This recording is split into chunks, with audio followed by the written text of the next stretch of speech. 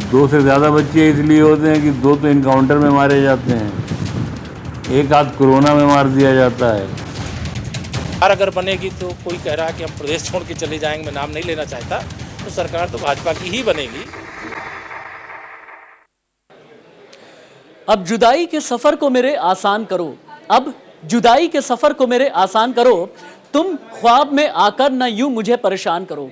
इस तरह के अजीमोशान शेर लिखने वाले शायर मुनव्वर राना, वो मुनव्वर राना जो विवादों में रहते हैं, वो मुनव्वर राना जो सुर्खियों में रहना पसंद करते हैं। लेकिन अगर जनसंख्या कानून को लेकर के ये कहने लगे मुनव्वर राना कि ज़्यादा बच्चे पैदा करना ठीक है, 2 एनकाउंटर में मारे जाएंगे, एक आध का एक्सीडेंट हो जाएगा, एक आध कोरोना में मारे जाएंगे, क्योंकि ये यूपी में रहते हैं, तो फिर सवाल तो बनता है। सवाल ये बनता है कि पहले यूपी के मुख्यमंत्री योगी आदित्यनाथ, जिन्होंने एक मजबूत सरकार दी है, जिन्होंने एक संकल्प वाली सरकार दी है, जिन्होंने पिछले 4.5 साल में प्रदेश की बेहतरी की है, उन पर सवाल उठाते हुए पहले तो ये तक कह दिया कि अगर ओवैसी ने दोबारा से योगी को मुख्यमंत्री बना दिया तो यूपी छोड़ करके मैं कोलकाता चला जाऊंगा। और उसके 24 घंटे के बाद में अगर जनसंख्या कानून को लेकर के भी बिगड़े हैं बोल, तो क्या इसके माने ये हैं कि मुनव्वर राना सियासी हो चले हैं? क्या मुनव्वर राना की सियासत के पीछे हिंदू और मुसलमान का गेम है? अगर हिंदू और मुसलमान का गेम है तो फिर मुनव्वर राना की जबान के पीछे कौन काम कर रहा है? क्या कोई सियासी पार्टी काम कर रही है? क्या कोई संगठन काम कर रहा है? पहली तस्वीर आपकी टीवी स्क्रीन पर हम उतारते हैं और यह तस्वीर आपको बहुत कुछ बताएगी। मुनव्वर राना आज की तारीख में कहे जाते हैं शायर बदनाम। शायर बदनाम इसलिए क्योंकि इनके बोल विवादित हैं। कभी मुनव्वर राना जनसंख्या कानून को लेकर के ये कहते हैं कि बच्चे ज्यादा पैदा करो, एक आध कोरोना में मर जाएंगे, 2-3 का एनकाउंटर हो जाएगा। क्या एनकाउंटर से मतलब उनका है किसी आतंकी का एनकाउंटर, किसी बदमाश का एनकाउंटर, किसी गैंगस्टर का एनकाउंटर? और अगर मुनव्वर राना ये कहना चाहते हैं तो क्या हिमायती हैं आतंकियों के? क्या गैंगस्टर के हिमायती हैं? मुनव्वर राना को यूपी में आखिरकार डर क्यों लगता है?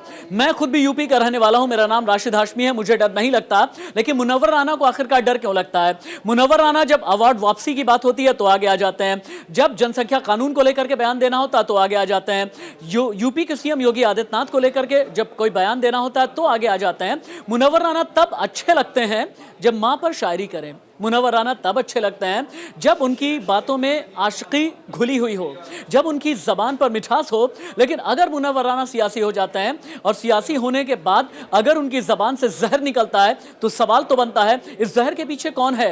एक नायाब शायर, एक जबरदस्त शायर, इसके पीछे किस तरह की सियासत काम कर रही है? आतंकी पर आर पार है। अब की बार क्या करना चाहते हैं मुनव्वर राना? और क्या चुनाव से पहले मुनव्वर राना की इंटेंट यानी नीयत में कुछ खोट है? क्या मुनव्वर राना की जबान पर जितने शब्द आ रहे हैं इसके पीछे किसी की सियासत काम कर रही है? और सियासत में अगर हिंदू मुसलमान है तो सवाल तो बनता है कि आखिरकार मुनव्वर राना हिंदू मुसलमान क्यों करने में लगे हैं? मुनव्वर राना ये क्यों कहने में लगे हैं कि ज्यादा बच्चे पैदा होने चाहिए? मुनव्वर राना की जबान के पीछे का जितना खेल है, मुनव्वर राना की जबान के पीछे के जितने राज हैं, पिछले 1.5 साल में मुनव्वर राना ने जितने विवादित बयान दिए हैं, उन सभी का हम एक्सरे करेंगे, उन सभी की हम जांच करेंगे। एक बड़ा पैनल मेरे साथ में जुड़ा होगा, लेकिन सबसे पहले आप रिपोर्ट देखिए।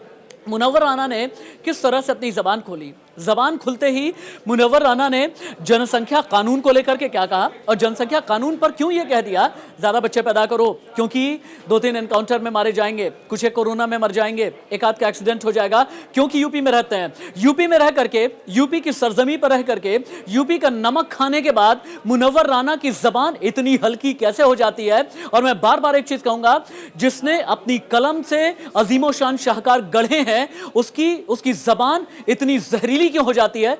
ये आज का सवाल है। और जब जबान जहरीली हो जाए तो सवाल तो बनता है। रिपोर्ट। मुनव्वर राणा का बयान पढ़ा सियासी घमासान, शायर बदनाम, आबादी पर ये कैसा क्या? अब की दफा शायर है आतंकी की गिरफ्तारी से खफा। शायर को सुर्खियां पसंद लेकिन यूपी नापसंद। मुनव्वर राणा तहजीब की दुनिया का जाना माना नाम है। मतले, शेर, अशार से ये सुर्खियों में रहे, लेकिन अब अपने बयानों की वजह से सुर्खियों में है। विचारधाराओं का टकराव एक बात है, किसी पॉलिटिक पार्टी की आलोचना करने की भी सबको छूट है, लेकिन चुनावी माहौल में जिस तरह से मुनव्वर राणा पहले यूपी छोड़ने की बात करते हैं और फिर योगी की प्रभावी जनसंख्या नीति पर सवाल उठाते हैं, इससे लगता है कि चुनाव को लेकर वो किसी बड़ी तैयारी में है। इस बार मुनव्वर राणा ने संभावित जनसंख्या कानून पर सवाल उठाए। हद तो ये कि कह गए 2 से ज्यादा बच्चे इसलिए जरूरी है क्योंकि 2 तो एनकाउंटर में मार दिए जाते हैं। 2 से ज़्यादा बच्चे इसलिए होते हैं कि 2 तो इनकाउंटर में मारे जाते हैं। एक आध कोरोना में मार दिया जाता है, एक आध एक्सीडेंट में मर जाता है। तो एक आध बच्चा जैसे मुर्गी के बच्चे कोई ख़रीदता है तो 8-10 ख़रीदता है कि 1-2 बच जाएँ तो बच जाएँ। तहजीब और अदब के लिए जाने जाने वाले मुनव्वर राणा का ये बयान किसी को रास नहीं रहा। इधर शायर की जुबान खुली नहीं कि बीजेपी ने इस मुद्दे को लपक लिया और इसे सीधे राष्ट्रवाद से जोड़ दिया।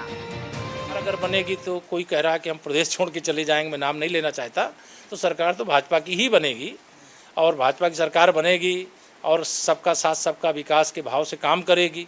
इसके बाद अगर कोई सोचता है कि हमें कहीं जाना है तो उसके लिए रोक नहीं है, लोग कहीं जा सकते हैं, लेकिन यहाँ से किसी को जाने की आवश्यकता नहीं है। अगर इस प्रकार के बयान दे रहे हैं तो वो माहौल को खराब करने की कोशिश करें। रायबरेली के रहने वाले मुनव्वर राणा कोलकाता में पहले भी रहे, फिर लखनऊ आकर रहने लगे, लेकिन अब योगी राज में उन्हें फिर कोलकाता याद आ रहा है। खैर, देश में कौन किस हिस्से में रहना चाहता है ये तय करना उसका इख्तियार है, लेकिन जनसंख्या नियंत्रण पर उन्होंने जो विवादित बयान दिया वो किसी भी लिहाज से सही नहीं ठहराया जा सकता। Bureau report, India news. चलती फिरती हुई आंखों से अज़ा देखी है, चलती फिरती हुई आंखों से अज़ा देखी है। मैंने जन्नत तो नहीं देखी, मैंने माँ देखी है। मैं पर्सनली एक चीज़ बताना चाहूँगा कि मैं मुनव्वर राणा की एक वक्त तक बहुत इज्जत करता था। माँ को लेकर के उन्होंने जो भी लिखा या अपनी कलम के ज़रिए जितनी भी मजबूती उन्होंने दी, शायरी से लेकर के जितनी उनकी गज़लें हैं, मैंने खुद भी न जाने कितनी पढ़ी हैं। लेकिन आज की तारीख में जब मुनव्वर राणा सियासतदान हो जाते हैं तो तकलीफ होती है, और तकलीफ के बाद गुस्सा आने लगता है जब ये कहते हैं ज़्यादा बच्चे पैदा करो क्योंकि कुछ एनकाउंटर में मारे जाएंगे, कुछ कोरोना में मारे जाएंगे और कुछ ऐसे भी होंगे जिनका एक्सीडेंट में अंत हो जाएगा क्योंकि यूपी में रहते हैं। यूपी में रह करके यूपी से इतनी एलर्जी आखिरकार मुनव्वर राणा को क्यों है? डिबेट को ओपन कर देते हैं। जितने भी गेस्ट मेरे साथ में जुड़े हुए हैं उन्हें इंट्रोड्यूस कर देता हूं मैं। आलोक वर्मा भारतीय जनता पार्टी के प्रवक्ता हैं। शौकत अली समाजवादी पार्टी के नेता थोड़ी देर के बाद में जुड़ेंगे।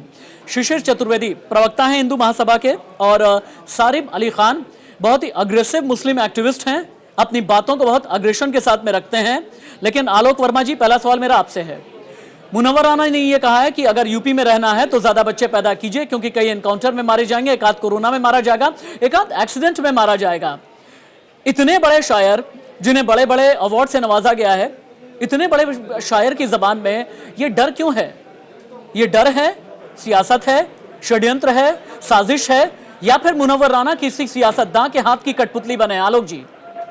बिल्कुल ठीक बात है। एक अरसा हो गया मुझे पत्रकारिता में रहते हुए, 20-22 साल पत्रकारिता मैंने की है, और जब मैं छात्र था तभी से मुनव्वर राणा को पढ़ता रहा हूँ। 30-32 शेर जो उनके माँ के ऊपर आए हैं। मैं घर में छोटा था, मैं घर में सबसे छोटा था, मेरे हिस्से में माँ आई। इन्हीं शेरों से हमने मुनव्वर राणा को जाना था। इत्तफाकन मैं भी लखनऊ का रहने वाला हूँ, लखनऊ में ही मुनव्वर राणा रहते हैं। हाँ। इत्तफाकन उनसे मिलने का कभी संयोग नहीं बैठा, लेकिन मुनव्वर राणा ऐसा लगता है कहीं मेरे करीब के रहने वाले हैं, मेरे घर के कोई बुजुर्ग से हैं। एक शेरों के जरिए एक शायर के तौर पर मैंने उनको जाना है। लेकिन अब जिस तरीके से उनकी बयानबाजी होती है, जिस तरीके से उनकी बयानबाजी लगातार हो रही है, उससे मुझे लगता है कि निजी तौर पर वो बहुत छोटे कद के इंसान हैं। अभी आपने देखा होगा इससे पहले उनके घर का झगड़ा किस तरीके से सड़कों पर निकल आया, किस तरीके से उनके छोटे भाई ने उनके ऊपर आरोप लगाया और वो तू मैमे में जकड़े हुए दिखाई पड़े। गोली कांड भी हुआ था, अब शायद आपको पता होगा। दूसरी चीज है, सबसे बड़ी चीज है, मुझे ऐसा लगता है निजी तौर पर कि चाहे वो शायर हो, चाहे कवि हो, चाहे कोई साहित्यकार हो, वो किसी धर्म विशेष का नहीं होता, वो किसी जाति विशेष का नहीं होता। उसे इन तरीकों की बयानबाजी से कहीं दूर रहना चाहिए, और अगर उसे करना हो, इस तरीके की बयानबाजी करनी हो, तो उसे सियासी पार्टियों में शामिल हो जाना चाहिए, तब जाकर के कहीं बेहतर उसके लिए स्कोप होता है। मुनव्वर राणा को भी ये बात समझनी चाहिए कि वो एक शख्स के तौर पे उनको लोग नहीं जानते। कोई आलोक वर्मा एक बड़े शायर के तौर पे उनको जानते हैं, और उनकी बातों का सम्मान करते हैं, तो उनको भी अब आलोक जी इस बात का सम्मान रखना चाहिए। अब आलोक जी रुकिए आप, क्या क्योंकि बोलना है, मुझे क्या बीच नहीं में अब आलोक जी रुकिए आप, क्योंकि मुझे बीच में अब सारिम अली खान को भी लेकर के आना है और मुझे शौकत अली का इंतजार है। हिंदू महासभा के जो प्रवक्ता हैं उनके पास भी जाने की जरूरत है, लेकिन शुरुआत में मेरी हमेशा एक आदत है कि मैं डिबेट ओपन टू ऑल करता हूं और सारिम अली खान को बीच में लाना बहुत जरूरी है। सारिम अली खान एक जबरदस्त शायर, अगर इस शायर की जबान पर हिंदू मुसलमान आने लगे तो ये संकेत क्या है? क्या सियासतदां हो गए हैं मुनव्वर राना? इनकी नीयत में कोई खोट आ गया है, या मुनव्वर राना भी आगे अपने लिए कोई सियासी महत्वाकांक्षा तलाशने लगे हैं? क्योंकि जबान पर जब देखो हिंदू मुसलमान, जबान पर जब देखो योगी आदित्यनाथ को लेकर के जहर, जबान को जब देखिए यूपी को लेकर के तथाकथित कोट अनकोट इंटॉलरेंस, क्यों? जी राशिद भाई, मैं भी आलोक वर्मा साहब की बात सुन रहा था यहाँ पर और उन्होंने जिस तरह से बात रखी, ठीक है, मैं आपको एक बात बता देता हूँ कि एक शायर जो होता है ना, शायर का एक अपना जहन होता है और शायर का एक अपना नजरिया होता है सोचने का, और शायर अपने कलम से बातें लिखता है। अब मुनव्वर राना साहब ने जो भी बातें कही हैं, ठीक है, उसको आलोक वर्मा साहब ने यहाँ बता दिया कि एक सम्मान में आपको बात करनी चाहिए और किस तरह से आपको बात करनी चाहिए, क्योंकि आपको दुनिया एक शायर की हैसियत से देखती है। तो मैं आलोक वर्मा साहब को बता देता हूँ कि वो जिस पार्टी से आते हैं और जो भी कोई आपका एक रिप्रेजेंटेटिव होता है, ठीक है, वो खाली अपोजिशन का रिप्रेजेंटेटिव नहीं होता या खाली जो उसके सपोर्ट में जो वोट करते हैं उनका रिप्रेजेंटेटिव नहीं होता, वो एक जनता का एक लीडर होता है, जनता का एक रहबर होता है, ठीक है। तो मैं इनको बता देता हूँ कि साक्षी महाराज साहब ने 2016 में मुसलमान औरतों के ऊपर कुछ बयान दिया, उसके बाद साक्षी महाराज साहब ने 2017 में मुस्लिम आबादी के ऊपर बयान दिया था, 2018 में विक्रम सैनी एमएलए हैं, उन्होंने कहा सलीम जी छोड़िए ना साक्षी महाराज ने क्या बयान दिया। हम ये भी छोड़ देते हैं कि साध्वी निरंजन ज्योति ने क्या बयान दिया, हम ये भी छोड़ देते हैं कि प्रज्ञा ठाकुर ने क्या बयान दिया, हम ये भी छोड़ देते हैं किसी हिंदू धर्मगुरु ने क्या बयान दिया, लेकिन मैं मुनव्वर राना पर ही हूँ। मुनव्वर राना की जबान पर हिंदू मुसलमान क्यों आने लगा है? अगर मुनव्वर राना को वाकई में इतना डर है, यूपी छोड़ क्यों नहीं देते? लखनऊ से लेकर के रायबरेली तक उनके अपने घर हैं, लखनऊ से लेकर के रायबरेली तक से उनका नाता है, क्यों नहीं छोड़ देते फिर घर? अरे अगर यूपी में इतना डर ही लगता है, मैं भी तो राशिद हाशमी हूं, मैं राशिद हाशमी, मुझे यूपी में डर नहीं लगता, यूपी में मेरा घर है, यूपी से होकर के दिल्ली तक मैं दफ्तर में आता हूं, मुझे कभी भी डर नहीं लगता, ना मुझे यूपी सरकार से डर लगता है, ना मुझे यूपी की पुलिस से डर लगता है, लेकिन शायर को डर क्यों लगता है? आपको लगता नहीं कि शायर डेविएट है, शायर के जहन में कुछ और है, जबान में कुछ और है? बिल्कुल भी नहीं राशिद भाई, आपको तो डर लगना भी नहीं चाहिए, ठीक है, क्योंकि डर अल्लाह के अलावा किसी से नहीं होना चाहिए। और मुनव्वर राना साहब ने जो बात कही है, मैं उस बात से ही जो एक बात आगे बढ़ाना चाह रहा था, आपने मेरी बात बीच में काट दी। आपने कहा हम जो हैं साक्षी महाराज को छोड़ देते हैं, हम जो हैं जो और क्या बोलते हैं विक्रम सैनी जो एमएलए हैं, या सुरेंद्र सिंह जिन्होंने कहा था कि हिंदुओं को 5 बच्चे पैदा करने चाहिए, हम उन्हें छोड़ देते हैं। बस हमारी जो प्रॉब्लम है ना वो यही है, हम क्यों छोड़ देते हैं? सालिम भाई, पॉलिटिशियंस का काम है बोलना, पॉलिटिशियंस का काम है बयान देना, पॉलिटिशियंस का शायद काम है जाति और धन पर बात करना, लेकिन वो मुनव्वर राना जिन्होंने ये लिखा, अभी जिंदा है माँ मेरी, मुझे कुछ नहीं होगा, मैं घर से जब निकलता हूँ दुआ भी साथ चलती है। मैं इस मुनव्वर राना को जानता हूँ, चलती फिरती हुई आंखों से अज़ा देखी है, मैंने जन्नत तो नहीं देखी, मैंने माँ देखी है। मैं इस मुनव्वर राना को जानता हूँ जिन्होंने माँ को लेकर के ऐसी चीजें लिखी हैं कि आज भी अगर हम सुन लें या फिर पढ़ लें तो हमारे रोंगटे खड़े हो जाते हैं। वही मुनव्वर राना अगर नेता बनने लगे ना तो फिर सवाल तो बनता है। आप जो बात कह रहे हैं, आपने जो बात कही मैं उससे एक बिल्कुल सहमत हूं, लेकिन मैं भी उस सरकार को जानता हूं जिस सरकार ने कहा था कि सबका साथ सबका विकास। मैं भी उस सरकार को जानता हूं जिसने कहा था कि एक हाथ में कुरान हो और दूसरे हाथ में कंप्यूटर हो। मैं उस सरकार को नहीं जानता जो सरकार कहे कि हिंदू को भी 5 बच्चे पैदा करने चाहिए क्योंकि मुसलमान आबादी इतनी है। मैं उस सरकार को नहीं जानता जिसने कहा था कि पॉपुलेशन जो है मुसलमानों की आबादी इतनी बढ़ रही है। सालिम भाई, देखो सीधे ये बताइए, आप ये कहना चाहते हैं कि मुनव्वर राना ने जो भी बात कही है आप उससे इत्तेफाक रखते हैं? आप यही कहना चाहते हैं ना?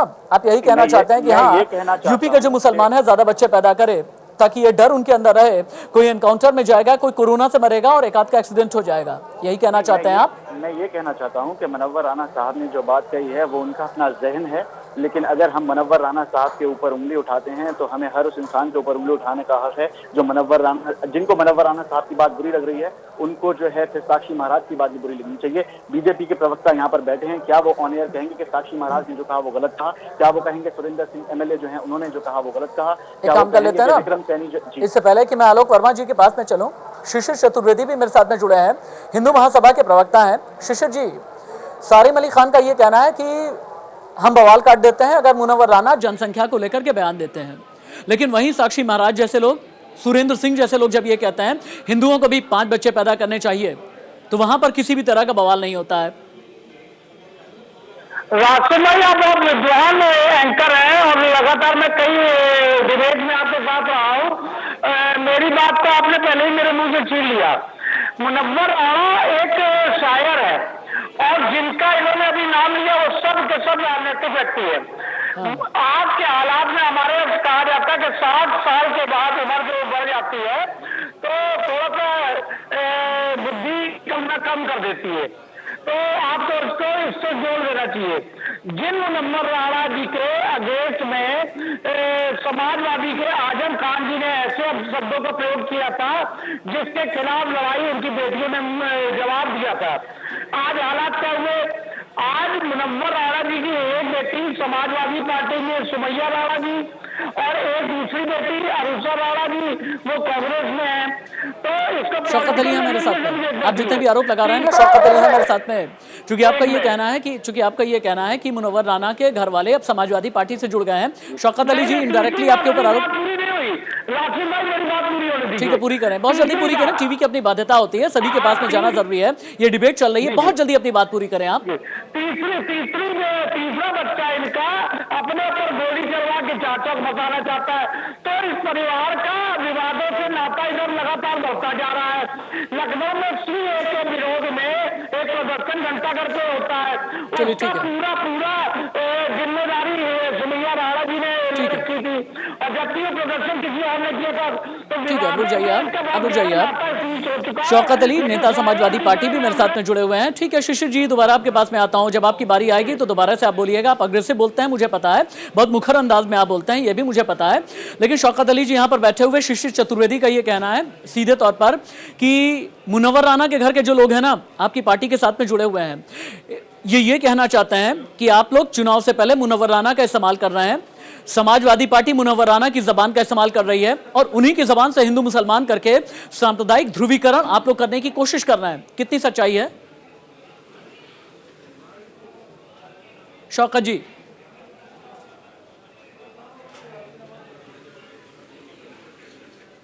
शौकत जी शायद फोन कनेक्टिविटी का कोई इशू है, दोबारा आपके पास में हम आते हैं। आलोक वर्मा के पास में चलते हैं। आलोक जी, सारिम अली खान ने थोड़ी देर पहले ये कहा कि भारतीय जनता पार्टी के जितने भी नेता और प्रवक्ता हैं, न जाने कितने बड़े बड़े नेता, उन्होंने भी ये कहा है, साक्षी महाराज का उन्होंने एग्जाम्पल दिया है, सुरेंद्र सिंह का एग्जाम्पल दिया है, हिंदुओं को भी 5-5 बच्चे पैदा करने चाहिए, तब किसी तरह का बवाल नहीं काटते, लेकिन जब मुनव्वर राना देते हैं तो आप लोग कहते हैं स्तरहीन। जवाब दें। बात कहीं और हो रही है। बात मुनव्वर राना एग्जैक्ट के तौर पे ये बयान देते तो कोई फर्क नहीं पड़ता। मुनव्वर राना एक बड़े शायर हैं और जो मैंने सबसे बड़ी बात कही कि कोई और लीडर होता वो क्या कह रहा है, किस परिस्थितियों में क्या कह रहा है, उसकी बातों का जवाब अलग अलग तरीके से दिया गया होगा, दिया जा रहा होगा। लेकिन मुनव्वर राना एक शायर है भाई, जैसे मैंने पहले एक बात कही, एक जो शायर है, एक जो कवि है, एक जो साहित्यकार है, जब उसकी भावनाएं संकीर्ण हो जाती हैं तो जरा दुख होता है। मुनव्वर राना राजनीति में आए, पूरी तरीके से राजनीति में आए। सीधे ये बताइए ना, मैं अपनी बहस में किसी भी तरह से डिप्लोमेटिक नहीं रहता। आलोक जी बिल्कुल सीधे ये बताइए, अगर मुनव्वर राना की मानसिकता संकीर्ण हुई है तो इसके पीछे कौन है? क्या कोई स्पॉन्सर्ड तरीके से मुनव्वर राना से ये सब कुछ बुलवाने की कोशिश कर रहा है? मुझे तो लगता है। कौन? कौन? अब ये इससे फर्क हमें नहीं पड़ता। हमें फर्क इससे पड़ता है कि एक शायर, एक बड़ा शायर। मेरी जो डिबेट है ना, मेरी डिबेट यूपी वालों के लिए, और यूपी वाले बिल्कुल सीधे ठसक से अपनी बात सुनना पसंद करता है, डंके की चोट पर अपनी बात सुनना पसंद करता है, डिप्लोमेटिक बिल्कुल भी नहीं। मुनव्वर राना के पीछे कौन है? आलोक वर्मा जी, मुनव्वर राना के पीछे कौन है? 2-4 दिन पहले एक बयान आया था, एक बयान ये आया था कि ओवैसी साहब चुनाव लड़ रहे हैं, उत्तर प्रदेश आ रहे हैं। तो मुझे लगता है कि उन्हें क्यों खल रहा है कि ओवैसी साहब उत्तर प्रदेश आ रहे हैं। किसी को भी यहाँ चुनाव लड़ना चाहिए, जिसका भी सियासी दल है, चाहे ओवैसी साहब आए, चाहे राजभर साहब चुनाव लड़ें, चाहे मायावती चुनाव लड़ें, दिल्ली से आम आदमी। मुनव्वर राना ने ये कहने की डायरेक्टली कोशिश की थी कि असदुद्दीन ओवैसी भारतीय जनता पार्टी की बी टीम है, उनकी वजह से अगर भारतीय जनता पार्टी जीत जाती है और मौजूदा मुख्यमंत्री दोबारा मुख्यमंत्री बन जाते हैं तो मैं यूपी छोड़ दूंगा, इस तरह की बातें कही थी। शौकत जी के पास में दोबारा चलते हैं। शौकत जी, अगर आप तक मेरी आवाज पहुंच पा रही हो, यहाँ पर बैठे हुए एक पैनलिस्ट का जिनका नाम है शिशिर चतुर्वेदी, उनका यह कहना है मुनव्वर राना के कनेक्शन समाजवादी पार्टी के साथ में है, कि आप लोग मुनव्वर राना की जबान को स्पॉन्सर करते हैं, क्या ये बात सच है? देखिए राशिद भाई, मुनव्वर राना साहब एक बड़े शायर हैं और देश में तमाम बातें उन्होंने कही, शायरी के माध्यम से कही है। ये कोई पहली बात नहीं है जो उन्होंने कही हो। समाजवादी पार्टी में उनकी बेटी अभी स्पोक पर्सन बनी है, थोड़े दिन चंद दिनों पहले आई है, लेकिन हमेशा उन्होंने सरकार पे तंज कसा है। मैं तो इन लोगों को सद्बुद्धि देने की बात कहूंगा कि ईश्वर है, ईश्वर इनको सद्बुद्धि दे। अगर मुनव्वर राना साहब ने एक बात कही आपकी सरकार में, उन्होंने एक तंज कसा कि मुझे उत्तर प्रदेश में इनसिक्योरिटी फील हो रही, तो मैं तो कहूंगा उत्तर प्रदेश के लोगों को कहना चाहिए, सरकार को कहना चाहिए, भारतीय जनता पार्टी के लोगों को कहना चाहिए कि मुनव्वर राना साहब मुझे बताएं किस बात की आपको इनसिक्योरिटी फील हो रही है, हम आपको सुरक्षा देने का काम करेंगे। इस तरह की बात अगर सरकार कहती तो मुझे लगता कि बहुत अच्छी बात होती सरकार की। लेकिन सरकार के तमाम यानी शौकत जी, आपने भी पॉलिटिकली इनकैश कर लिया कि यूपी की जो सरकार है मुनव्वर राना से ये पूछे कि आप असुरक्षित महसूस कर रहे हैं या फिर नहीं। सारिम अली खान के पास में आते हैं। सारिम जी, आपके बहुत जानने वाले, आपके दोस्त से लेकर के नाते रिश्तेदार तक यूपी में तो होंगे ही, और अगर यूपी में होंगे क्या वो भी असुरक्षित महसूस करते हैं? या फिर मैं ये जानना चाहूंगा, ये असुरक्षा वाला प्रोपेगेंडा क्यों फैलाने की कोशिश की जाती है? कभी मुनव्वर राना की तरफ से, कभी असदुद्दीन ओवैसी की तरफ से, एक जमाने में आजम खान जैसों की तरफ से, क्यों डराने वाली राजनीति क्यों की जाती है, या डराने वाली बात क्यों की जाती है? आप देखिए ना, आप देखिए यूपी में सरकार ने कांवड़ यात्रा रद्द कर दी, लेकिन बकरीद के किसी आयोजन को रद्द नहीं किया, बस गाइडलाइन दे दी। ये तो बड़प्पन है ना, बड़ा दिल दिखता नहीं है। कांवड़ रद्द लेकिन बकरीद रद्द नहीं। सारिम जी।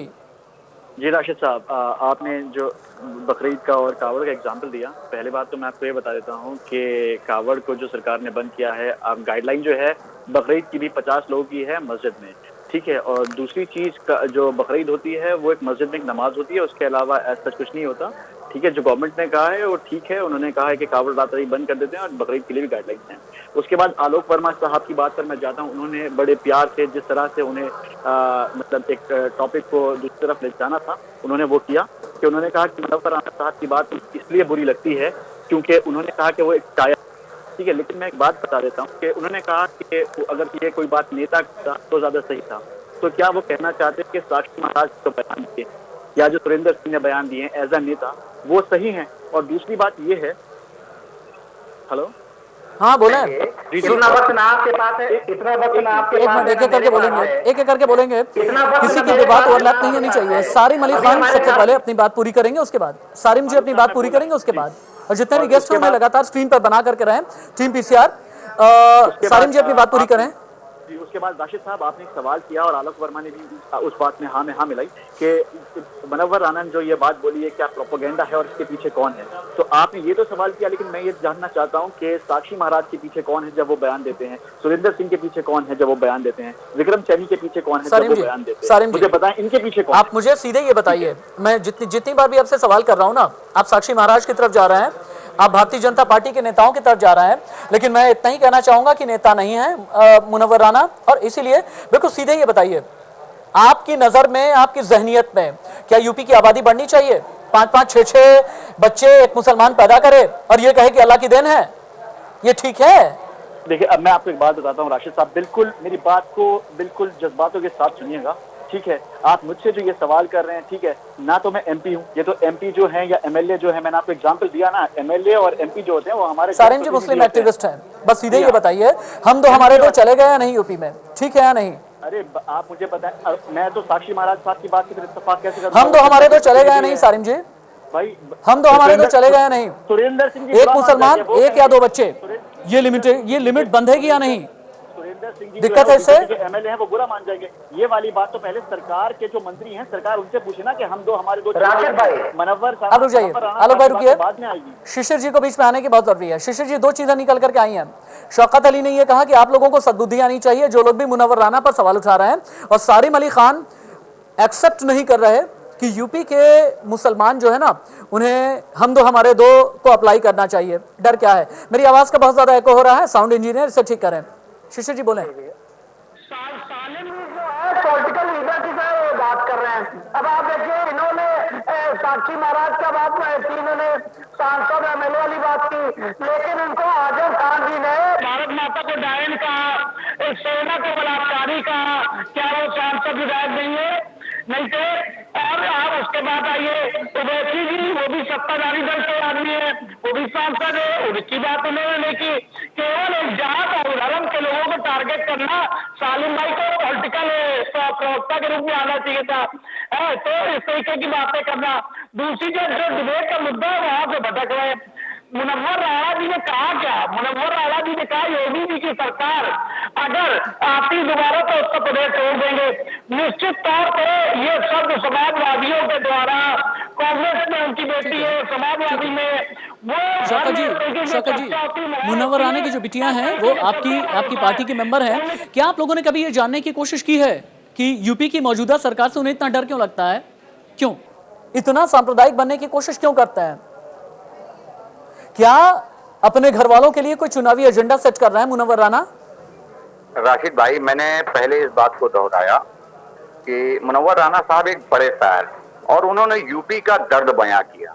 मुझे लगता है कि भारतीय जनता पार्टी की सरकार को ये बताना चाहिए था कि मुनव्वर राणा साहब से बात करनी चाहिए थी कि अगर आपको इनसिक्योरिटी फील है तो आप हमसे बताइए, हम आपको सिक्योरिटी देने का काम करेंगे। मुनव्वर राणा साहब का दर्द सुनिए, मुनव्वर राणा साहब का दर्द भी जायज है। इसलिए जायज है जब उत्तर प्रदेश की राजधानी सुरक्षित ना हो, तमाम महंत सुरक्षित ना हो, तमाम लोग सुरक्षित ना हो, तो उत्तर प्रदेश के मुनव्वर राणा साहब का मुझे लगता है जवाब बिल्कुल जायज है। उनका दर्द भी जायज है। उन्होंने जो कहा है वो एकदम 100% सही है कि उत्तर प्रदेश में तमाम लोग सुरक्षा की। शौकत भाई, अब आप ये कहने पर आ जाएंगे ना मुसलमान असुरक्षित है, मायावती कहने पर आ जाएंगी कि दलित असुरक्षित है, मायावती ही कहने पर आ जाएंगी ब्राह्मण असुरक्षित है। इस तरह से तो आप लोग पूरा का पूरा प्रदेश खाली करने पर आ जाएंगे। राशिद भाई, डर किस बात का है? शौकत अली को डर किस बात का है? एक बड़ी पार्टी के प्रवक्ता है ना। मैं पूछना चाहता हूँ राशिद भाई, क्या उत्तर प्रदेश की राजधानी सुरक्षित है? क्या उत्तर प्रदेश के लोग सुरक्षित हैं? और मैं कहना चाहता हूँ कि उत्तर प्रदेश में जो हो रहा है, जो हुआ है अभी तक देश की BJP versus Samajwadi party, BJP versus Samajwadi party. Shaukat Ali ने जो कहा है, आलोक वर्मा को क्विक रिबटल, उसके बाद फिर मैं जाऊंगा सारिम जी के पास में। क्विक रिबटल आलोक वर्मा। राशिद भाई मुझे लगता है कि इन लोगों को चले जाना चाहिए जिनको लगता है कि उत्तर प्रदेश असुरक्षित है। सारिम अली खान, अगर आपको लगता है कि यूपी असुरक्षित है तो अपने जितने नाते रिश्तेदार हैं उनसे ये कहिए कि छोड़ करके चले जाएं। सारिम जी, अगर यूपी असुरक्षित है तो छोड़ करके चले जाएं आपके अपने रिश्तेदार। रुक जाइए। लोग ये कहने लगे, राशिद भाई, उत्तर प्रदेश के ये लोग कहने लगे, उनके मुखिया ये कहने लगे कि आप उत्तर प्रदेश छोड़ दीजिए, आप सुरक्षित नहीं है, उत्तर प्रदेश छोड़ के चले जाइए। बताइए, उत्तर प्रदेश की जनता ने आप पे भरोसा किया, मुसलमानों ने भी भरोसा किया, तमाम लोग और लोगों ने भरोसा किया। योगी जी आएंगे, हो सकता है ठीक है तो कह रहे हैं। अरे आलोक वर्मा, ठीक है तो कह रहे हैं। अगर आपको कहीं पर ये लग रहा है कि आप असुरक्षित हैं, अगर आपको ये लग रहा है कि एनकाउंटर में मारे जाएंगे, अगर आपको ये लग रहा है कि कोरोना के हत्थे चढ़ जाएंगे, तो यूपी छोड़ करके चले जाइए। सारिम जी, क्या अपने लोगों से आप कहेंगे यूपी छोड़ करके चले जाएं? बहुत ज्यादा दूर तो आप नहीं रहते, जामिया के आसपास का इलाका जो है यूपी की सीमा से सटा हुआ इलाका है। देखें राशिद भाई, मैं आपको बता देता हूँ, मेरी जो रूट्स हैं वो यूपी से ही हैं, ठीक है। और यूपी हो चाहे दिल्ली हो, चाहे हम कहीं की भी बात करें, अगर किसी को कोई अपने आप को सुरक्षित महसूस नहीं कर रहा तो आपको ये कहना कि अगर आप सुरक्षित नहीं महसूस कर रहे तो क्या आप जा सकते हैं? आप इस जगह से चले जाएं। क्या आप सुनिए? आलोक जी एक करके सुनेंगे ना। आलोक जी, हाँ आलोक जी, कोई डिबेट, ये कोई मल्ल युद्ध नहीं चल रहा। अरे ये कोई मल्ल युद्ध नहीं है। आलोक जी एक मिनट, मैं कंडक्ट कर रहा हूँ ना। आलोक जी बस एक मिनट, सारिम जी अपनी बात पूरी करें। जी, आलोक भाई की मैंने बात सुनी थी ना, तो मैं खामोशी सुन रहा था। आलोक भाई, मैं चाहता हूं जब मैं बात करूं तो आप भी उसको खामोशी सुने और मैं फिर आपका जवाब आराम से बिल्कुल सुनूंगा। तो अगर किसी इंसान को ये बोला जाए कि वो सुरक्षित महसूस नहीं कर रहा है तो वह यहाँ से चला जाए, क्या ये एक जो हमारा एक सेक्युलर कंट्री है, जो हमारा एक मुल्क है, जो जहाँ पर गंगा जमुना तहजीब की हम बात करते हैं, और वो अगर माइनॉरिटी से हो, मुनव्वर राणा साहब जो है कोई एक आम इंसान नहीं है, बहुत बड़े शायर हैं, अगर उन्होंने कोई बात की है, उनको ये कहना कि वो वहां से चले जाएंगे, उन्होंने कहा कि मैं यहाँ से चला जाऊंगा, तो इसके पीछे का मसला क्या है हमें वो समझना होगा। क्योंकि हम उस मुल्क में रहते हैं कि जहाँ पर आवाज उठाना हमारा संवैधानिक हक है। अगर हमको किसी चीज से कोई इशू है तो हम सरकार की, जो बंदा उस कुर्सी के ऊपर बैठा है, जिसके हाथ में पावर है, या जो इस मुल्क को या इस स्टेज को चला रहा है, तो हम सवाल उससे ही करेंगे। हम सवाल ऑपोजिशन लीडर से तो नहीं करेंगे ना। तो अगर मुनव्वर राणा साहब का कोई दुख है, कोई उनका इश्यूज है, उन्होंने कुछ ऐसा बयान दिया है, तो अभी समाजवादी पार्टी के यहाँ पर प्रवक्ता आलोक वर्मा जी ने अभी डिबेट की शुरुआत में ही कहा था, मुनव्वर राणा की बड़ी इज्जत करते हैं, बचपन से ही मुनव्वर राणा को पढ़ते आए हैं, सुनते आए हैं, देखते आए हैं। आलोक वर्मा जी, सारिम अली खान का ये कहना है, वो इनडायरेक्टली ये कहना चाहते हैं कि अगर कोई आपके प्रदेश में असुरक्षित है तो उसे बाहर निकलने की सलाह न दें, बल्कि उसे बुलाएं, प्यार से ये बिठाएं कि साहब ये बताइए कि आप असुरक्षित महसूस क्यों करते हैं, आपको दिक्कत क्या है, आपको डर किस बात का है, थोड़ा बताएं तो सही। प्यार से बिठाना यानी आवाम के लिए काम करना, आवाम को रिलैक्स करना, उसकी जहनियत से किसी भी तरह की अगर एप्रीहेंशन है उसे निकालना, यहीं पर सरकार का इकबाल बुलंद होता है। सारिम अली खान का ये कहना है, बजाय इसके कि आप ये कहें कि यूपी छोड़ करके जाएं, उन्हें बुलाएं या उनके पास में जाएं और ये बताएं कि दिक्कत क्या है। बताइए, आप जबान से इतना जहर क्यों उगलने लगे हैं, अवार्ड वापस क्यों करने लगे हैं, योगी आदित्यनाथ की मजबूती से आपको डर क्यों लगने लगा है, यूपी में आपको डर क्यों लगने लगा है, जनसंख्या कानून से आपको डर क्यों लगने लगा है, हम दो हमारे दो से आपको डर क्यों लगने लगा है, क्यों आप ये कहते हैं मुसलमानों को 5 बच्चे पैदा करो, 8 बच्चे पैदा करो। अल्लाह की देन पर कम से कम जा करके उनसे बात कर लीजिए। बिल्कुल ठीक बात है। मुझे अच्छा लगता कि अगर मुनव्वर राना ये भी बता देते कि भाई उन्हें उत्तर प्रदेश में डर क्यों लग रहा है, क्यों उनके भीतर ये विचार आया कि उत्तर प्रदेश डर लग रहा है, डर लग रहा है कोरोना से, डर लग रहा है एक्सीडेंट से। बहुत गौर से सुन रहा था। एक्सीडेंट का मतलब ये है कि विकास दुबे का एक्सीडेंट, कोरोना का मतलब ये है कि कोरोना के सेकेंड वेव के दौरान जितनी लाशें शमशान घाट पर नजर आई हैं, और एनकाउंटर का मतलब यह है कि जो बदमाश, गैंगस्टर या आतंकी एनकाउंटर में मारे गए हैं। क्या मैं जवाब दूं कि आप ही दें? आलोक जी आप ही बोले। मैं जवाब दे रहा हूं। मैं ये कह रहा था कि मुनव्वर राना अगर ये कहते हैं कि वो उत्तर प्रदेश में क्यों सुरक्षित महसूस करते हैं तो मुझे अच्छा लगता। अगर ये उत्तर प्रदेश है, पिछले 4-4.5 साल में एक भी दंगे नहीं हुए। मुनव्वर राना अच्छी तरीके से जानते हैं इससे पहले जो सरकार के मुजफ्फरनगर में किस तरीके का दंगा हुआ, किस तरीके से अलग अलग इलाकों में किस तरीके से जो आतंकी कार्रवाई हुई, किस तरीके से गुंडा और माफिया राज चलता था, मुनव्वर राना अच्छी तरह जानते हैं। अगर उस राज में वो सुरक्षित महसूस करते हैं तो उन्हें बताना चाहिए था कि किस लिए वो असुरक्षित महसूस कर रहे हैं उत्तर प्रदेश में। दूसरी चीज, सबसे बड़ी चीज ये कि लखनऊ में 2 आतंकवादी पकड़े जाते हैं, 2 आतंकवादी गिरफ्तार होते हैं, अचानक क्यों उनके लिए इतनी हमदर्दी निकल के सामने आ जाती है। समाजवादी पार्टी के मुखिया हैं अखिलेश यादव, अचानक प्रेस कॉन्फ्रेंस में बोलते हैं उत्तर प्रदेश की पुलिस पर भरोसा नहीं है। 4-4.5 साल तक इसी उत्तर प्रदेश की पुलिस को अपने आसपास लेकर के वो फिरते रहे, लेकिन जब हमने आतंकवादियों को गिरफ्तार किया है तो वो सवाल खड़े कर रहे हैं कि उत्तर प्रदेश की पुलिस पर भरोसा नहीं है। तो साहब भरोसा क्यों नहीं है, ये तो आपको बताना पड़ेगा ना। और इसी उत्तर प्रदेश की पुलिस से आप भी काम करते हैं और हम भी काम लेते हैं, तो जाहिर सी बात है जब इस तरीके की बातें, इस तरीके की बयानबाजी होती है तो जरा मुश्किल खड़ी होती है। आपको याद होगा कोरोना की बात मैं कर रहा हूँ, कोविड पे जब टीका लगने की बात हो रही थी, हम पूरे देश में और खासतौर से उत्तर प्रदेश में अवेयरनेस एक्टिविटी चला रहे थे कि लोग कोरोना का टीका लगाएं, तब अखिलेश यादव एक बयान देते हैं कि हमको इस टीके पे भरोसा नहीं है।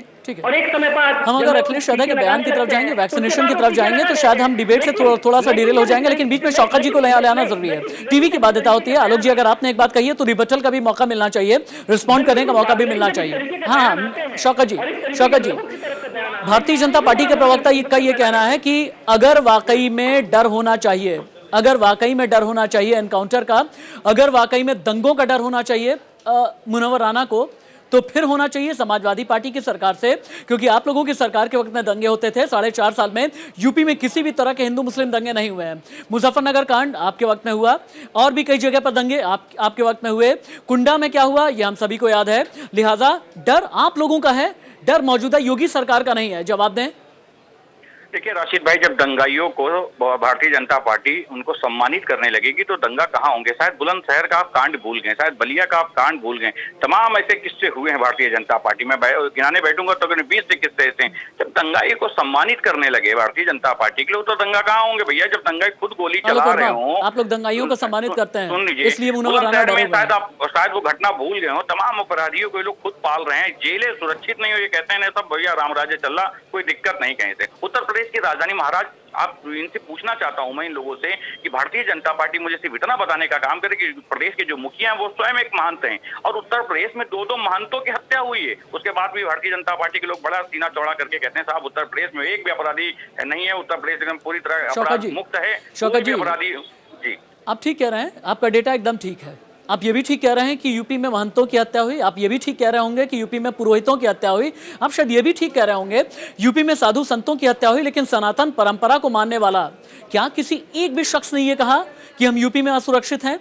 लेकिन वहीं अगर एक मुसलमान, अगर वो आतंकी के तौर पर पकड़ा जाता है, अगर उसका नाम मिनहाज है, मसीरुद्दीन है, एजेंडा बना दिया जाता है, ये कह दिया जाता है, डर की राजनीति की जाती है। हाँ बोले भाई, मैं बहुत गंभीरता से जवाब देना चाहूंगा। मुझे लगता है कि आज उत्तर प्रदेश में किसी को बोलने का अधिकार नहीं। और मुनव्वर राणा साहब ने जबान खोली है तो तमाम लोग उनके खिलाफ खड़े हो गए। मैं आपको बता देना चाहता हूँ राशिद भाई, आप कहते हो ना कि आतंकियों के साथ खड़े हो जाते हैं तमाम, हम कहते हैं बिल्कुल हम टेररिस्ट के साथ नहीं, लेकिन मुझे सिर्फ इतना बताने का काम करिए राशिद भाई, इतना समझाने का काम करिए, जिन लोगों को 15-15 साल जिन लोगों ने सजाएं काटी, उसके बाद जब वो बेगुनाह साबित हो गए अपने घर लौटे हैं, उनकी पूरी जिंदगी तबाह हो गई। सरकार उनके साथ कैसे खड़ी हुई? शिशिर चतुर्वेदी बहुत अग्रेसिव हो रहे हैं। शिशिर चतुर्वेदी आपको शायद जवाब देना चाहते हैं। वापस से शौकत जी आपके पास में आते हैं। जितने भी गेस्ट हैं, मैं बार बार साउंड इंजीनियर से एक ही बात कहना चाहूंगा, जितने भी गेस्ट हैं सभी का ऑडियो अप होना चाहिए। शिशिर जी अपनी बात करें। जी, मैं ये कह रहा हूँ, अभी लखनऊ में जो आतंकी पकड़े गए उनके ऊपर किसने सहानुभूति प्रकट की? अखिलेश यादव ने। उत्तर प्रदेश में पूर्व में मुलायम सिंह यादव, अखिलेश यादव ने आतंकी को छोड़ने की बात की। उस मामले में स्टे हम लोग ने कराया, मेरे गुरु जी ने कराया, वरना उत्तर प्रदेश में सारे आतंकी छूट गए होते और वो कितने कांड कर रहे होते। आज उत्तर प्रदेश की दशा ये है कि अपराधी डरे हुए हैं, जनता नहीं डरी हुई है। ये मुनव्वर राणा जैसे लोग डरे हुए, जो अपना उनका लड़का अपने ऊपर गोली चलवाता है, अपने भाई की चादर संपत्ति उठना चाहता है, बेटी सीए के अगेंस्ट में धरना प्रदर्शन करती है सुप्रीम कोर्ट में, मैं उसके खिलाफ जाता हूँ मुकदमा लेके। क्योंकि डर के साथ ही साथ 2 से ज्यादा बच्चों की भी बात है। सारिम अली खान के पास में चलते हैं। सारिम अली खान जी, आबादी बढ़ाने से किसका नुकसान है, किसका फायदा? राशिद भाई, शौकत जी कुछ कहना चाहते हैं? नहीं, बीच में शौकत जी कहना चाहते हैं, बीच में शौकत जी कुछ कहना चाहते हैं, बोलें। जब ये कहते हैं कि समाजवादी पार्टी के लोग शौकत भाई एक मिनट, चीख चिल्लाहट बिल्कुल नहीं होगी, किसी की भी बात को ओवरलैप नहीं किया जाएगा। आप चारों की बहुत इज्जत है, आप मेरे डिग्निटरीज हैं। मेरी बात सुनिए, आप मेरी बात सुनिए। अरे शिशिर जी मेरी बात सुनिए ना, आप चीखने चिल्लाने से असली बात नहीं होती है। बात जो है ना एक पिच पे की जाती है। जो माइक आपको लगाया गया है ना, ये माइक बहुत अच्छा है। आप जैसे मैं बोल रहा हूं ना, बहुत धीमी आवाज में, अगर इस आवाज में आप बात करेंगे तो भी आवाज पहुंचती है, तो भी आवाज पहुंचती है।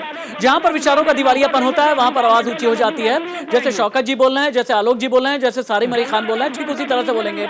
नहीं किसी भी तरह से उग्रवाद नहीं होगा, नहीं किसी भी तरह का उग्रवाद नहीं होगा मेरी डिबेट में, शाब्दिक उग्रवाद बिल्कुल भी नहीं होगा। शौकत जी बोलेंगे।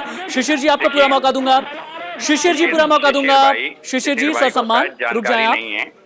शिशिर भाई को शायद जानकारी नहीं, तकरीबन मुझे लगता है पिछले साल की बात है, 126 लोग गुजरात के अंदर बेगुनाह साबित हुए हैं। मेरा डाटा गलत हो तो टोक दीजिएगा राशिद भाई मुझे। 126 ऐसे मैं रोकूंगा, बात सिर्फ यूपी की करेंगे।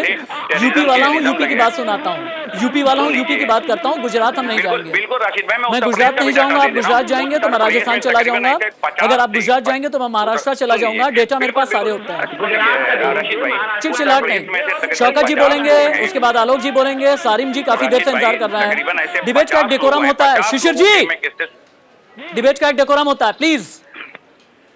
राशिद भाई, तकरीबन उत्तर प्रदेश में से 50 लोग हैं जिनका डाटा मेरे पास उपलब्ध है। मैं जानता हूं उनके खिलाफ बहुत तमाम बड़े बड़े एलिगेशन लगे और वो बेगुनाह साबित हुए। मैं आपको उदाहरण के तौर पे बता देता हूं कि आप पूर्वांचल के रहने वाले हैं, एक डॉक्टर साहब भी पूर्वांचल के थे, उनके खिलाफ भी बड़े एलिगेशन लगे थे, इसी सरकार ने लगाए थे। उनको जेल में ठूस दिया गया था, तकरीबन साल भर बाद वो रिहाई हुई है उनकी। अब ऐसे लोगों को जब टॉर्चर किया जाता है तब ऐसे लोग, महान लोग बोल बैठते हैं। मैं उत्तर प्रदेश की धरती पे बहुत ऐसे लोग हैं बेचारे जो बोल नहीं सकते, अपनी आवाज नहीं उठा सकते। अगर कोई आवाज उठाएगा तो उससे भारतीय जनता पार्टी के लोग कह देंगे आप भैया उत्तर प्रदेश छोड़ के चले जाइए। अरे मुनव्वर राणा साहब ने बहुत बाखूबी से अपनी बात रखी। उत्तर प्रदेश की सरकार को चाहिए था उनको सुरक्षा प्रोवाइड कराएं और पूछे कि भैया आपका दर्द क्या है, बताइए। सारिम जी चूंकि मुस्लिम एक्टिविस्ट हैं, शौकत जी अब रुक जाइए, आप काफी देर से सारिम जी आए नहीं है। सारिम जी, एक मुसलमान इस प्रदेश में और इस देश में कब तक विक्टिम कार्ड खेलता रहेगा? कभी सीए के नाम पर, कभी एनआरसी के नाम पर, कभी बटला हाउस के नाम पर, कभी आतंकी हमले के नाम पर, कभी 26/11 के नाम पर, कभी दिल्ली सीरियल ब्लास्ट के नाम पर, कभी जयपुर सीरियल ब्लास्ट के नाम पर, कभी मिन्हाज के नाम पर, कभी मसूरुद्दीन के नाम पर, कभी शकील के नाम पर, कभी कानपुर कनेक्शन पर, कभी काकोरी कनेक्शन पर, कभी कश्मीर कनेक्शन पर। एक मुसलमान इस प्रदेश में विक्टिम कार्ड कब तक खेलता रहेगा? एक मुसलमान ये क्यों नहीं कहता मुझे आईएएस बनना है, मुझे आईपीएस बनना है, मुझे पीसीएस बनना है, मुझे डॉक्टर बनना है, मुझे इंजीनियर बनना है? मैं कंपटीशन की बात करूंगा, मैं बेहतरी की बात करूंगा, मैं विक्टिम कार्ड की बात नहीं करूंगा।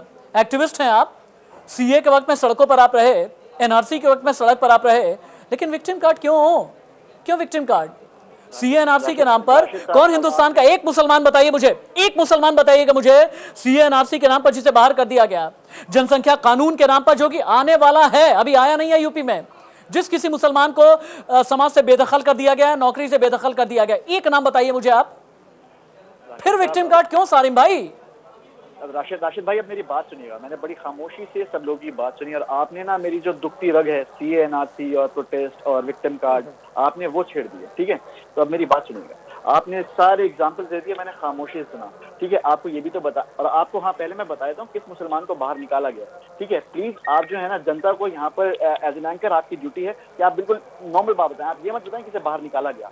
कभी CA NRC की लड़ाई ये नहीं थी कि मुसलमान को बाहर निकाला जाएगा, ठीक है। आप CA और NRC को मिलाए मत, ठीक है। CA में प्रॉब्लम ये थी कि आर्टिकल 14 जो है वो हमें बोलता है कि डिस्क्रिमिनेशन नहीं होगा धर्म, जाति, रंग के आधार पर। और 1 मिनट, अरे यार नहीं, बहुत लंबे हो जाएंगे तो चर्चा भटक जाएगी। बिल्कुल शिशिर जी आप मेरी डिबेट को गदाधारी भीम है, शांत हो जाइए। गदाधारी भीम शांत, गदाधारी भीम शांत। अरे शिशिर जी, अरे कोई धरना थोड़ी ही चल रहा है, यहाँ पर कोई दंगा थोड़ी हो रहा है, डिबेट चल रही है। अपनी बात बोलिए ना, बारी आने पर बोलिए। आलोक भाई 2 मिनट का इंतजार कर लें बस। आप सारिम जी बोले, आप सारिम जी बोले। आप जो चिल्ला रहा है उसकी आवाज नीचे, सारिम अली खान की आवाज जानी चाहिए। सारिम जी बोले। जी राशिद भाई, पहली बात तो जो ये गवर्नमेंट के प्रवक्ता और उनके प्रो गवर्नमेंट के जो यहाँ पे लोग बैठे हैं उनको मैं बता दूं CA NRC पे डिसीजन मैं नहीं लेके गया हूँ, वहाँ पे टॉपिक मैं नहीं लेके गया हूँ, ठीक है। वहाँ पर राशिद साहब ने मुझसे सवाल किया तो मैंने उस पर दिया। और रही बात विक्टिम कार्ड की, तो जी हाँ, तो विक्टिम कार्ड जो है ना, विक्टिम कार्ड मुसलमान नहीं खेलता कभी। मुसलमान अपने हक की आवाज उठाता है। अगर हक की आवाज और मुसलमानों को कोई जेन्युइन इश्यूज हैं, कोई मसले हैं मुसलमानों के इस वक्त, तो उन पर बात की जानी चाहिए। उसको विक्टिम कार्ड का रंग नहीं देना चाहिए, क्योंकि अगर 100 से ज्यादा मुसलमान 10-10 साल की जेलें काट के आए और उसमें बाद में बता दिया जाए कि वो बेगुनाह थे, तो उनके 10 साल कौन लौटाएगा, उनके 15 साल कौन लौटाएगा, उनके 20 साल कौन लौटाएगा। वो विक्टिम कार्ड नहीं है, वो एक हक की आवाज है। उनकी जो जिंदगी के अनमोल जो आलोक जी एक मुसलमान जो है मुनव्वर राना जो है विक्टिम कार्ड नहीं खेलते हैं, हक की आवाज की बात करते हैं, लेकिन हक की आवाज आप लोगों को सुनाई नहीं देती है क्योंकि आप लोग डिस्क्रिमिनेशन करते हैं। ये कहना है सारिम अली खान का।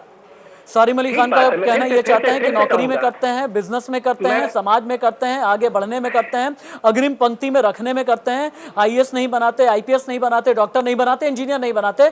सारिम अली खान ये कहना चाहते हैं और ऊपर से CA NRC ला करके थोप देते हैं, एनकाउंटर थोप देते हैं। ये कहना चाहते हैं सारिम अली खान।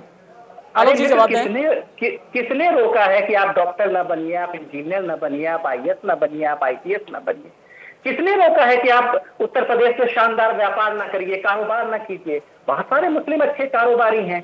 अगर किसी इलाके में दंगे नहीं होते, जो कहा जाता है आमतौर पे, बहुत पहले एक आरोप लगता था दंगे होते हैं तो एक खास समुदाय के ऊपर निशाना बनते हैं, वो उत्तर प्रदेश में योगी सरकार आई है, दंगा नहीं हुआ। ऐसा 4-4.5 हम गर्व से कहते हैं 4-4.5 साल के दरमियान हमारे इलाके हमारी सरकार में दंगा नहीं हुआ। दूसरी चीज जब किसी इलाके में माफिया होते हैं, चाहे वो मुख्तार अंसारी की बात कह लें, चाहे दूसरे प्रयागराज के इलाकों में अतीक अहमद की बात कर लें, कुछ दूसरे इलाकों में दूसरे माफिया और कुछ तीसरे इलाके में तीसरे माफिया, तो जाहिर सी बात है अपना गढ़ बनाते हैं। वो किसी खास सियासी दल को फायदा पहुंचा सकते हैं, लेकिन जनता भी तो होते हैं, नहीं पहुंचता। श्री प्रकाश शुक्ला भी तो होते हैं। आलोक जी ये तो सहूलियत वाली बात हो गई ना।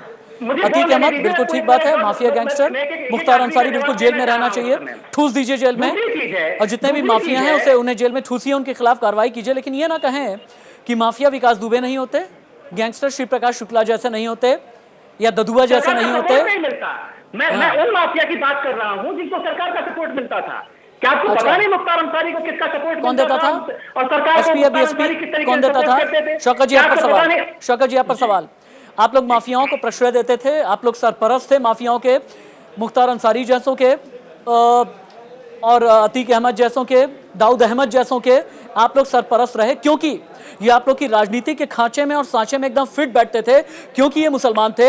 इन लोगों को आपने एक क्षेत्र विशेष में रॉबिन हुड बना दिया, और रॉबिन हुड बनने के बाद ये जो भी चाहे करते चले गए। अफसोस होता है। देखिए, हम कहेंगे तो ये मानेंगे नहीं, लेकिन आज सच्चाई ये है कि उत्तर प्रदेश में ऐसे भी लोग कैबिनेट में शामिल हैं जिनके खिलाफ डकैती मुकदमा पंजीकृत है। आप जांच करा लीजिएगा, यदि मैं गलत हूं तो बता दीजिएगा मुझे। ऐसे लोग शामिल, ऐसे इनके विधायक भी हैं। अब बलिया में आपको याद होगा सुरेंद्र जी विधायक थे, रोने लगे साहब मत भेजिए, हमारी जाति का मामला है और हम उसकी पैरवी कर रहे हैं। तमाम अपराधियों के पैरवी करने वाले लोग ये बताएं कि हमने अपराध को संरक्षण दिया, तो ये बड़ी गलत नाइंसाफी होगी। आज बताइए अपराधियों को बचाने कौन काम कर रहा है? महाराज एक छोटी सी गलती की एक महिला ने गलती की, एक अपराधी से गलती से शादी कर ली, हो सकता है अनजाने में जानकारी ना हुई हो। शौकत जी से बात कर रहे हैं, आलोक जी जवाब दें। आलोक जी। शौकत जी शानदार बात कर रहे हैं।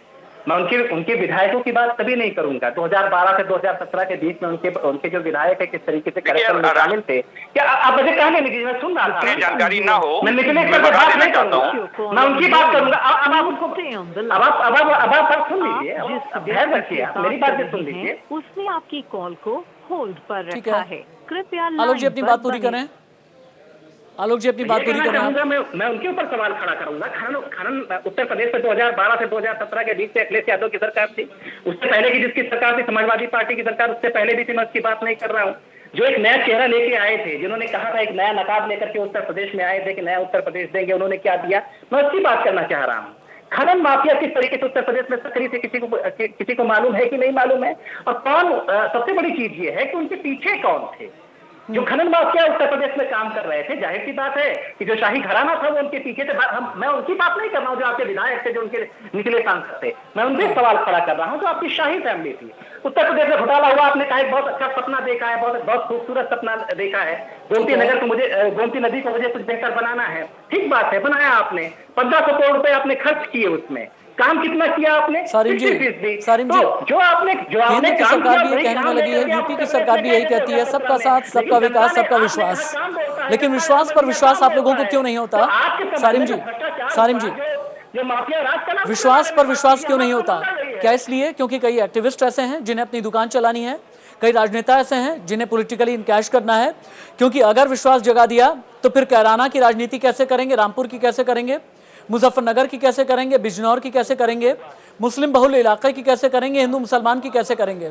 क्या यही बात मालूम है? बिल्कुल नहीं, ऐसा बिल्कुल भी नहीं है जो आपने तथ्य रखा राशिद साहब, बिल्कुल भी ऐसा नहीं है।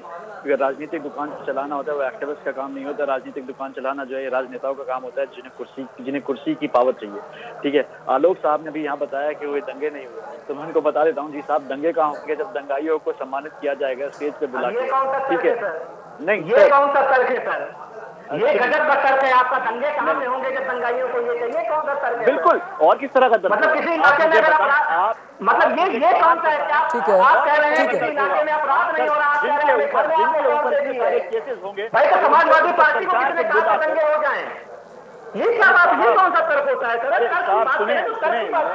मैं बिल्कुल तर्क की बात कर रहा हूँ आलोक। नहीं, तर्क की बात नहीं है सर। किसी इलाके में ये हमारा अभिमान है, ये हमारी शानदार सरकार है कि हमने दंगे नहीं होने दिए।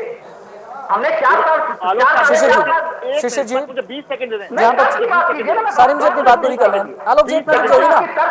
अरे आलोक जी रुक जाइए ना, एक एक करके अगर बात होगी ज्यादा अच्छा रहेगा, व्यूअर सुन भी पाएगा। जो मैंने ये वाली बात बोली है ना कि जब आप दंगाइयों को सम्मानित करते हैं, आपने बोला ये तर्क नहीं है, तो बचपन में ना हम सुन तो लें, सुने ना आप मेरी बात तो सुने। बचपन में हम सबके बड़े बुजुर्ग एक बात बोलते थे, जब चोरी का खतरा हो ना तो चोर को चौकीदार बना दो, ठीक है, तो चोरी नहीं होती। ठीक है, अब आप दोनों जाए। शिशिर चतुर्वेदी बहुत देर से मेरा इंतजार कर रहे हैं। शिशिर चतुर्वेदी, अगर मुनव्वर राणा को डर लगता है यूपी सरकार से, अगर मुनव्वर राणा को डर लगता है योगी आदित्यनाथ से, और अगर मुनव्वर राणा को डर लगता है आने वाले प्रस्तावित जनसंख्या कानून से, तो मैं एक चीज और पूछना चाहूंगा, मुसलमान की बढ़ती आबादी से आखिरकार किसे डर लगता है? क्या सनातन परंपरा वालों को, सियासतदानों को, हिंदू महासभा को, विश्व हिंदू परिषद को, या किसी और को? देखिए, सनातन धर्मी वो होता है, हम लोग एक पत्नी वाले आदमी, एक बीवी का पूरा जीवन है, उसके साथ हम लोग 7 जन्मों का रिश्ता मानते हैं। और यहाँ जनसंख्या मिलता कानून में क्या जो आ रहा है, एक मुसलमान 7 बीवी रखेंगे। अरे भाई शिशिर जी, यहाँ जितने भी लोग बैठे हुए हैं ना, अरे मेरी बात सुनिए, जितने भी बैठे हैं सभी की एक पत्नी है। देखिए सारिम कितना हंस रहा है, सारिम अली खान हंस रहे हैं, शौकत अली जी को भी बड़ा आनंद आ रहा होगा। यहाँ जितने बैठे हुए हैं ना, ये 7 पत्नी वाले नहीं है। सारिम जी ज्यादा व्यक्तिगत तो नहीं हो गया मैं? सारिम जी ज्यादा व्यक्तिगत तो नहीं हो गया मैं? देखिए ना शिशिर जी कितने अग्रेसिव हैं, शिशिर जी डरे हुए हैं। अगर आबादी बढ़ गई तो 7 पत्नी वाले बढ़ जाएंगे, 5-5 बच्चे वाले बढ़ जाएंगे, तो फिर कैसे होगा? पॉपुलेशन इम्बैलेंस हो जाएगा। सारिम जी, शौकत जी आप ही बोल देना। शौकत जी आप बोल रहे हैं? शिशिर कहते हैं, शिशिर जी का ये कहना है कि भाई अगर ज्यादा आबादी बढ़ गई ना तो 7 पत्नी वाले बढ़ जाएंगे।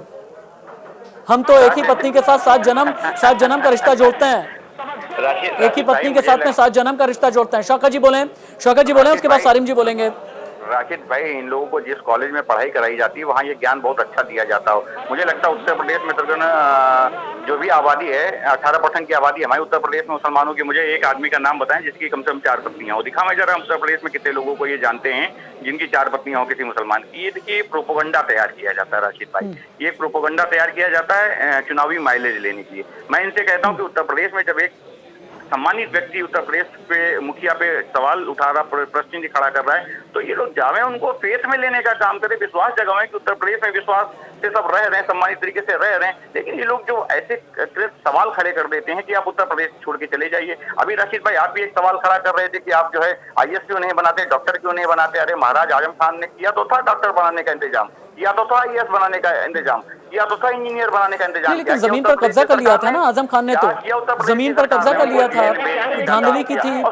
यूनिवर्सिटी को लेकर के, यूनिवर्सिटी के एफिलिएशन को लेकर के सवाल था, यूनिवर्सिटी की जमीन को लेकर के सवाल था, यूनिवर्सिटी कैंपस को लेकर के सवाल था। राशिद भाई मैं थोड़ा धैर्य के सुन लीजिए। कब्रिस्तान तक को भी अखबार कर लिया था ना आजम ने। तो राशिद भाई मेरी भी बात सुन लीजिए, मैं आपकी सारी बातें सुन रहा हूँ, एक बात मेरी भी सुन लीजिए। आपने कह दिया आजम खान साहब गलत हो, मैं आपसे पूछना चाहता हूँ राशिद भाई, पूर्वांचल के एक डॉक्टर साहब थे, लाखों जाने बचाने गए थे, वो क्या हुआ उनके साथ? उनको जेल भेज दिया गया। 1.5 साल का व्यक्ति डर के जीता रहा, जेल काटता रहा। क्या शौकत भाई एक मिनट रुक जाइए, इसलिए आप रुक जाइए, कनेक्टिविटी की कुछ प्रॉब्लम आ रही है। सारिम जी को बीच में लेकर के आना जरूरी है, सारिम जी को बीच में लेकर के आना जरूरी है। सारिम जी, ये 7 बीवियों वाला डर क्या है?